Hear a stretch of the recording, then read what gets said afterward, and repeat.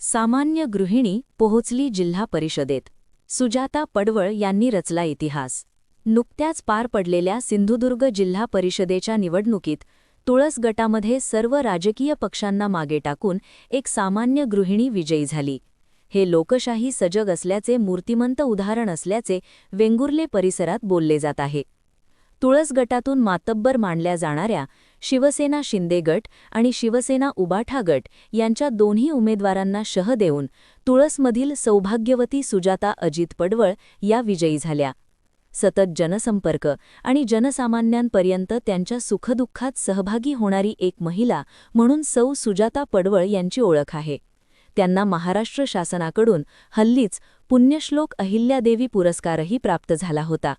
गोरगरिबांच्या अडीअडचणीवेळी आपले स्वास्थ्य परिस्थितीचा विचार न करता धावणारी महिला असा तुळस वेंगुर्ले परिसरात सौ सुजाता पडवळ यांचा लौकिक होताच. त्यामुळे जनता त्यांच्या मागे होती. पण किंबहुना समाजसेवकांमागे असणारी जनता मतपेटीपर्यंत पोहोचत नाही, असा असणारा समज सौ सुजाता पडवळ यांच्या बाबतीत खोटा ठरला. फार मोठ्या संख्येने मतदार मतदानासाठी उतरले आणि त्यांनी आपल्यातला एक उमेदवार निवडून दिला अशी सर्वत्र चर्चा आहे. सौ सुजाता पडवळ यांच्याशी संपर्क साधला असताना त्यांनी विनम्रपणे विजयाचे श्रेय त्यांच्यावर विश्वास ठेवणाऱ्या मतदार बंधू भगिनींना दिले.